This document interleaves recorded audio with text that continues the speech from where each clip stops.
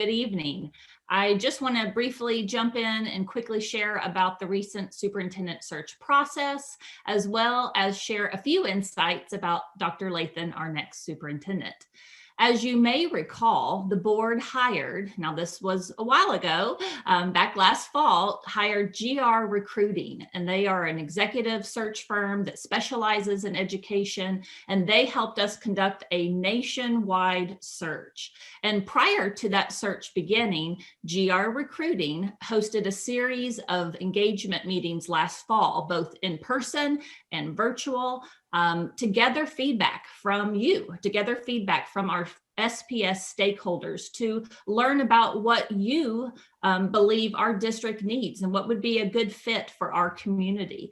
There was also a survey that went out to all SPS staff and parents and community members, and more than 6,000 individuals participated in that process, which was just incredible, providing the board and the consultants very critical feedback. So if you participated in that, we thank you so much. It was very valuable and helped us form a profile, a candidate profile in which the search was conducted.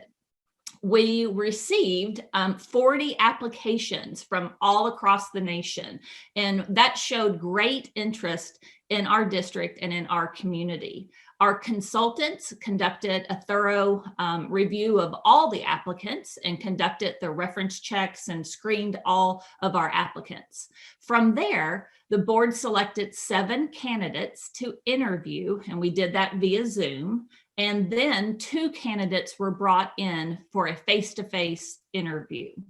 There was unanimous agreement that among the board that Dr. Lathan would be our next superintendent. She was the top talent.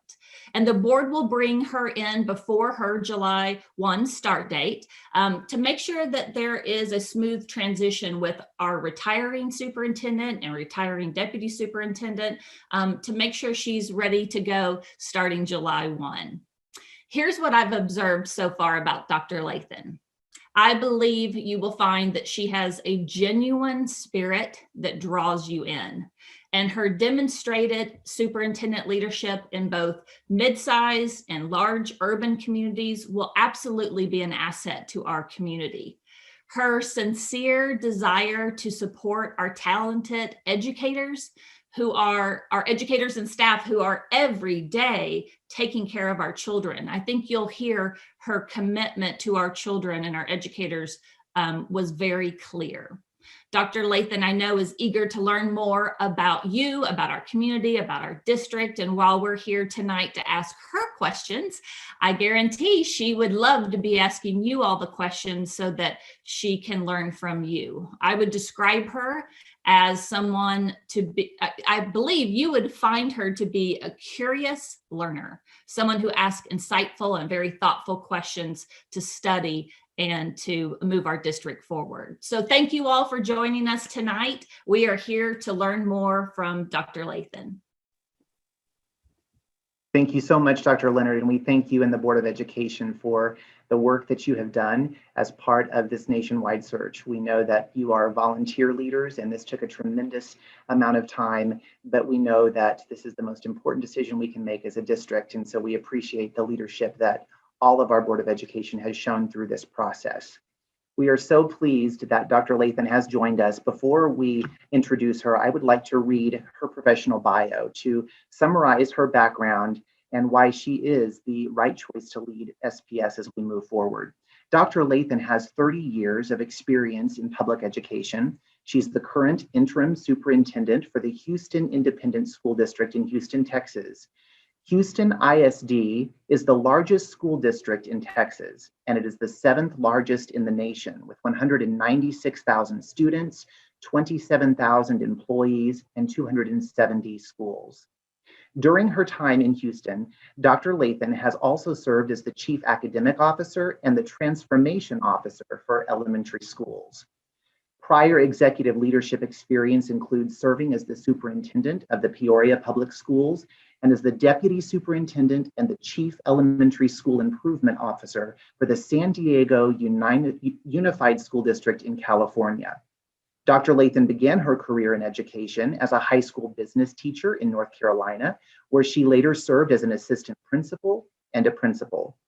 Her educational accomplishments include undergraduate work in business education at North Carolina A&T State University, graduate work in business education from the University of North Carolina, and a doctorate in workforce education and development from Southern Illinois University. A few of her most recent professional accolades include receiving the Houston NAACP's Educational Advocacy Award, the Houston Top 30 Influential Women Award, the Leukemia and Lymphoma Society's Hero Award, the Texas Legislative Black Caucus's Outstanding Texan Award, and the YWCA's Outstanding Women's Award.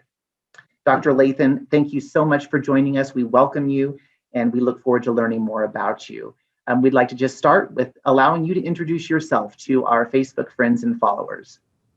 Thank you, Dr. Hall. Thank you to Dr. Leonard and also to the Board of Education for selecting me to serve as your next superintendent. I'm really excited. Thank you for this opportunity tonight for you to get to know me and for me to see what questions are on your mind.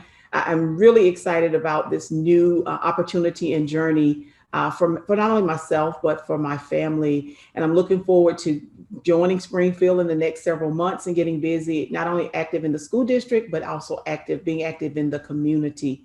And I'll go ahead and let you get started, Dr. Hall, because you know I'm ready to go. That sounds great. And we'll have several questions that we have prepared. And then certainly as the community submits questions in the Facebook comments, as we have time to take those, we will certainly do that. The first question is really, what are you looking most forward to about joining Springfield Public Schools?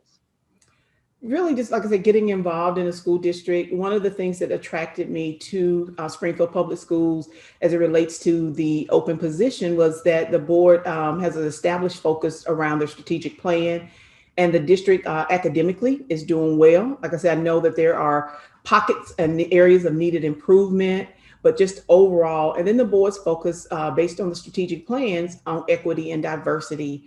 Very well experienced in developing programs that really addresses the needs for all students and being able to make sure that every child that enters into the school district or is enrolled in the school district receives a quality education.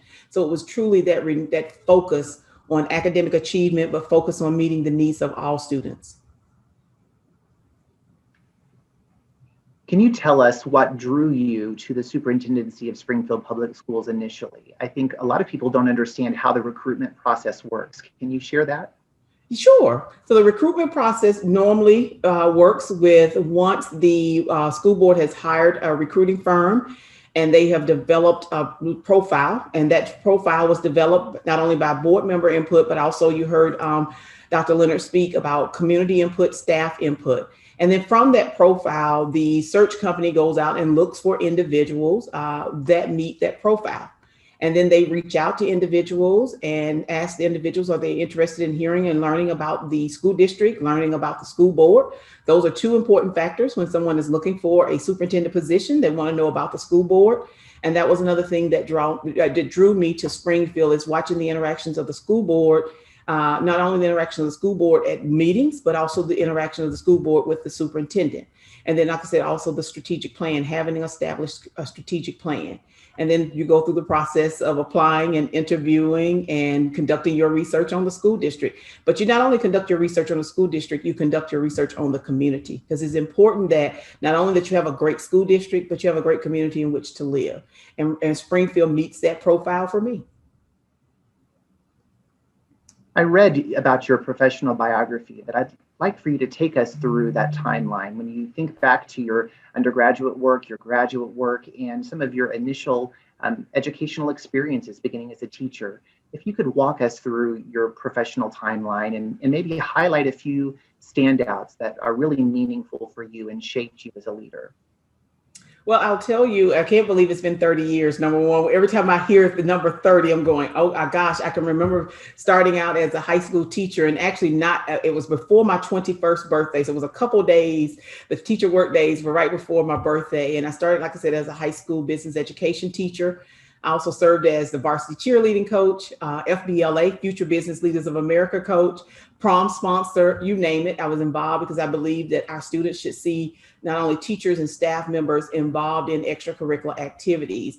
And started out, like I said, as a high school business teacher, spent 6 years as a high school business teacher. I then took a sabbatical and went to Southern Illinois University to pursue my doctorate degree. So I took a sabbatical from my school district. I went back to my school district in North Carolina to serve as an assistant principal. And during that time, I was contacted by a former professor at Southern. This is, you ought to think about relocating to Illinois. This is where, you receive your administrative degree. You should think about pursuing a position. And so I pursued a position back in southwest suburbs of Chicago at an alternative school. Initially, I started out as an assistant principal, and then I became a principal there. And then 5 years later, I was recruited to return back to North Carolina to serve as an elementary principal in one of the lowest performing schools in the school district at that time, and spent several years there. And then when the superintendent that was in North Carolina was recruited to California, I followed that superintendent out to serve as a chief elementary school improvement officer, then moved into a deputy superintendent position, and then a superintendent position. And then I came out here to Houston 6 years ago to serve only in one role, and I've served in several roles. So I've been very blessed to have some various opportunities at various positions in various school districts across the country. We have a question that's come in through the comments from Anne. Anne asks, as in most school districts, the majority of residents may not have school-aged children. How would you engage district residents who don't have kids in school? Thank you, Anne, for that question. That's a great question. And that's why I think it's important for the superintendent to be out, to be active, not only engaged in school district business, but community business. For example, attending a Rotary Club meeting, attending various association meetings, going out to neighborhoods, what we call here neighborhood meetings. We call them super neighborhoods here in Houston, but those different association meetings, meeting with the Realtors Association so that they're familiar with what's going on. Of course, being a part of the chamber. But it's important that all residents of Springfield know about what's happening in the school district. And so being invited to those different functions where members of the community are involved or at. I know we have many SPS staff, teachers, principals, other support staff who follow us on Facebook and may be joining us this evening. What message specifically would you have for our SPS team? Well, the message for the SPS team is that they will see me, that I'm very hands-on, I'm very active, I'm out and about. I think it's important to know about all the campuses and all of the departments in our school district. It's important to get to know staff. I believe in making a connection, not only with building principals, but other staff members. I believe in order to meet the needs of an organization and the people you serve in the organization, you have to get to know them. And so I'm looking forward to getting to know all staff members, and they'll see that I'm approachable, that I believe in communicating. Sometimes as one of my staff members, I am country friendly. And so I love speaking with people and getting to know people. Now, on the other hand, what message would you have for our students and their families who may be watching tonight? For our parents and our students that, I'm looking at the data. I sent a list today. I know I'm probably freaking people out already of different things and information that I would like to review, and that they can count on me to make sure that not only that I ask the tough questions, but that we provide an array of opportunities for students, not only students at their home schools or in their feeder patterns, but there are opportunities for students beyond the school day and during the summer. I think it's very important not only to have intervention support for students, but also enrichment opportunities. And I would say, as we think about partnerships, so a message to the greater community is enhancing those partnerships that exist, but being able to add additional partnerships. We have a question that's come in through our Facebook comments from Nikki. Nikki asks, what have you seen as SPS's greatest strength and area of greatest need for improvement? The greatest strength, I would say, based on my review of the data, is number one, the staff members that are leading the work, the overall academic achievement. Overall, as a district, I believe the greatest challenge, and this is one of the things that I shared also with the board, is just looking at the number of students that still need to be identified as gifted and talented. the number of students as it relates to needing additional services. And I think also the greatest challenge still is there's a focus on equity and diversity, but being able to dig deep and to truly develop programs that meets the needs of all students, but is inclusive of all staff and all community members. Rebecca asks, when looking at standardized testing scores, what strategies have you previously incorporated, or what would you like to implement to help improve scores for K through 12? So when I think about standardized testing, and that's a big conversation after where you are in this country, is that that's a moment in time. That's a snapshot in time. And that is a school district should have multiple ways to assess students' learning, because it's about growth for students. When they enter in August or September in the school year, and then when they exit in May, we want to make sure that students have grown. And so as we look at not only standardized tests, but the other types of assessments that are being administered, developing a program to meet the needs of the subgroups of students.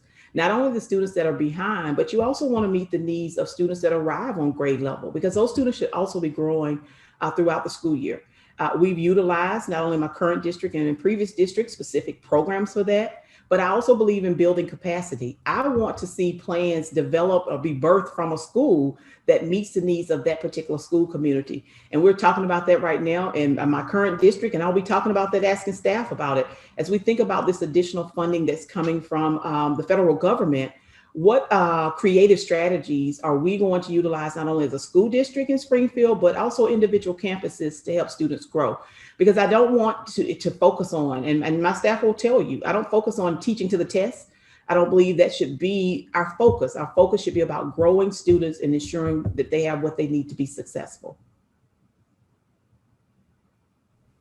Rachel would like to know how you would describe your leadership style. Great question, Rachel. So I'm servant leader. Number one, like I said, I believe in getting to know the staff members that work with me, not for me. I believe in truly a team concept. I believe that when we're seated around a table, standing in the parking lot right now, as you think about physical distancing, that all members of the team play an important role. I believe in people bringing me solutions. So if they have a better solution, a better idea than mine, believe me, I will run with it and make it work. But I believe in valuing everyone's opinion and everyone playing a role in ensuring that every child is successful. But in order for our students to be successful, the staff members must be successful. And so I'm the type of leader that will push, though. I'll be very honest with you. I will be honest. I will be transparent with staff members. And sometimes people like that and sometimes people don't. I'll be very honest with you, but they will always know where they stand as it relates to their performance with me. I know you talked a little bit about when the recruiters reached out to you to see if you were interested in applying for this position. You talked about the thorough research that you did about our district. So can you share a little bit more about your first impressions about SPS? And then when you first visited Springfield, what was your first impression of our community?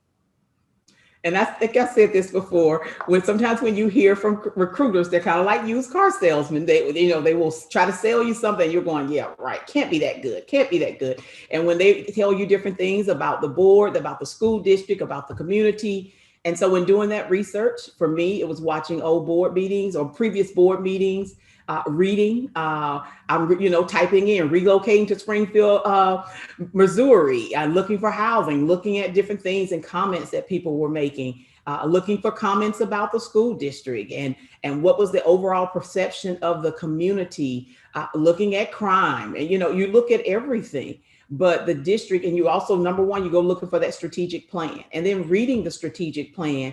And then one of the things, and I shared this with the board, was most impressive is the board in the district and the superintendent in collaboration didn't just develop a strategic plan. They are actually monitoring and following the strategic plan, because that's important. Oftentimes you'll find that people will develop things, but they don't live, it's not a living document. And so that was impressive. Then when I visited, had the wonderful opportunity, love being able to get to know a community, riding around. First, I rode around by myself. and went to different places. I would ask people things. I know they probably thought I was very weird. First, you're in a mask on top of that. Then you're asking people questions about different things. And because you want to know, what do the insiders, the people who live here, what do they think about this particular community? And so very impressed when I had the opportunity to spend some time with you, Dr. Hall, and President Leonard. It was impressive to hear about the district, because from your perspective, because like I said, I had already conducted my own homework and research to know, okay, I'm validating what's been told to me by the recruiters. Now I'm hearing this from district staff. I'm also hearing this from not only first the board president, but then the entire board. And then just watching the interaction with the board, of the board members with each other, that was important also.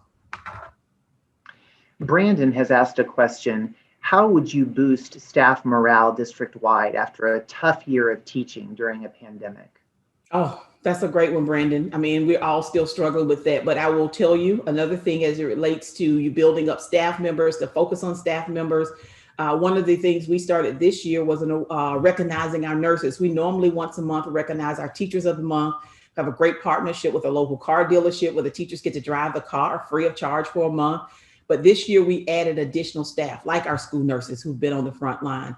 We added a teaching assistants and paraprofessionals. And so finding ways to just boost morale. We also did, and we've done in the past, Friday wind down. So it's a virtual party and different things. And we delivered cookies out across the district to the campuses, and everything was individually wrapped, trying to make sure we were mindful of COVID, but just different things to let people know that we care. Going out and conducting surprise visits for our staff members. That's been important also. And then just a simple thank you, to be honest with you, holding staff meetings. That's one of the things I do. I not only hold central office staff meetings, sometimes I will virtually drop into, right now, I used to be out face-to-face virtual faculty meetings and recognize different staff members who have gone above and beyond, or who have supported students, not only academically, but supported students' social and emotional health. So talking about the pandemic, I've heard you mention this has been a challenging year for school districts and people all across our nation. What would you say is the most valuable lesson that you've learned as a leader and as a person through this incredibly hard year? And I've shared this previously. Number one, the importance of family, of keeping those family connections, just making sure you stay in touch with family, and the importance of friends. I'll be honest with you. I'm a person that you can. I believe in working hard. I believe in focusing on the work, but at times I have allowed my work to limit my interactions, my social interactions, as far as keeping those connections with family and friends.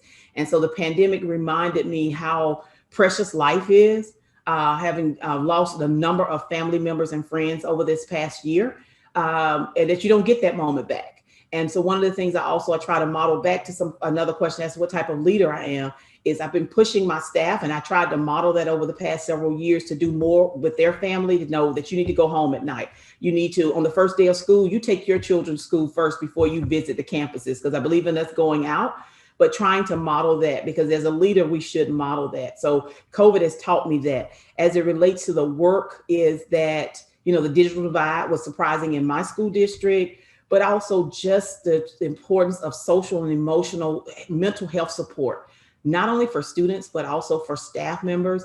One of the things that you'll get to know me is, like I said, I really believe in trying to get to know people. And because, like I said, you want people to be successful, because if people fail, like I tell my team, if staff members fail, that means I've failed as a leader. So we want to make sure people have what they need. And there are so many people that are hurting and they keep it inside. And so we've tried to push that and focus on that and try to bring attention to it, so people know that it's okay to say, I need help. And then for us as a school district to provide that help. Here's a question that's come in. What are your thoughts about one-to-one technology that travels home with kids in elementary? Well, number one, I support it, and I support it as a tool. I don't think that, students don't need they need a device traveling back and forth with them home and to school. But that's just one resource. That's a technology resource that we utilize, but students truly still benefit from teachers teaching, that face-to-face interaction, that group activity. But the computer still is just another resource, just like you have a textbook or you have any other materials that you might use. What role do you feel the arts can play on a district-wide level? Oh my gosh. I don't know who put that question in, but I love them. Thank you. Arts, they're so important. And I'll tell you, that's been one of my focus areas here in Houston. For the first time 2 years ago, in 20 years, one of my strategies was that every elementary school would have a certified full-time fine arts teacher. And our goal was to grow that each year so that, and COVID hurt us, that we would have at least 2 to 3 fine arts. Can you imagine an elementary student going through elementary school and never having access to music, to art, to theater? And so I'm a big fan of fine arts. I love to see fine arts opportunities for students. One of the specialties we added 2 summers ago, or 3 summers ago, 2 focus areas, fine arts, and we also added sports. So summer school shouldn't just be about students who are behind, who need to catch up. We should have an array. And I think about it as a family or as a parent that was able to afford sending her child to summer camp and those different enrichment opportunities. And that's how it should be. But I'm a major supporter of fine arts, and you will, once again, you'll see me out at different performances, whether they're school performances or community performances. Let's back up and talk a little bit broadly about your philosophy about public education. I've heard you describe that. When you think about public education, what is your philosophy? That every child is entitled, and I don't use the word entitled a lot, but every child is entitled to receive a quality education, and that they should be able to attend a school in their neighborhood and receive the services that they need to be successful. They're elementary school student, they need to be prepared for middle school being prepared for high school, and then high school students being prepared for college or for the world of work. But it's important that we have the right principals and right teachers and support staff on all of our campuses so that students can be successful. In follow-up to that, I've heard you talk about teachers who have impacted your life and helped steer and guide you as a professional. Can you talk about some of those teachers specifically that stand out in your mind? Yes, and I'm actually going to backtrack. I've spoken about my elementary librarian and junior high teacher, but the other day I was answering a question for a particular newspaper article, and my college professors actually came to mind, because people think it's all about, just your teachers at elementary, middle, and high school. But my college professors, they were the same way. And some of them, Miss Artis, she was my Cal 1 and Cal 2 teacher. And she wouldn't allow us to use calculators. So I'm still remembering that, Miss Artis, but she was wonderful because she had high expectations. And then, I had another professor, Dr. Uzochukwu. He was in earth science, and he was just wonderful. And he taught me the value of getting to know your students and getting to know their names, getting to know about them. And one thing about me was a former high school teacher. I stood at the door. I knew all of my students, but I knew every student that came down that hallway because I was trying to build those relationships. And they just continue to inspire me. And I think back to, like I said, another teacher I had in high school, Miss Gardner. She was my social sciences teacher, and her expectations. She was the only African-American teacher in my entire high school. And so, of course, having someone that looks like you, that you could relate to, but had high expectations for you, that was important. And she changed my life in the sense of, here's what you need to do. You need to always work hard. You need to always make sure that if you need something, you ask, but that you build relationships and you get the right mentors to support you. How has that impacted you and your philosophy of mentoring others? Maybe what's some advice that mentors have given to you, and then how do you approach that and extending it to others? Definitely believe in giving back. One of the things that we've done, and one of my focus areas has been, especially in this past 6 years here in this district, is to build capacity from within. And I'm very proud that I've been able to do that with programs with my team members, of putting programs in place so that staff members, that whether you're a teacher wanting to move into a principal position, assistant principal position, principals that wanted to move to central office positions, that we've been able to do that with the programs that we have in place. I believe in mentoring and supporting. One of the things to sponsor every March is, of course, a women's empowerment tea. And then making sure that students, again, the focus is always students, but understanding that leaders understand that we should give back and we should support. And I think that's just very important, that because everyone took time to help me, I still have mentors that support me and coaches that call and support me. And I think that's important when someone can develop a relationship with you, and they can be honest with you, and they can help you, and they only want the best for you. everyone should have that type of mentor. And I hope I've been that to at least some of the people that I've worked along the way. Well, I know that we are right here on our time at 6:30, and I want to be respectful of your time and others' time as well. Is there anything that we have not covered during this session that you would want to mention to our followers and our friends before we dismiss this evening? Just that I think we covered it, but I'm really excited and looking forward to getting to Springfield and just getting actively involved.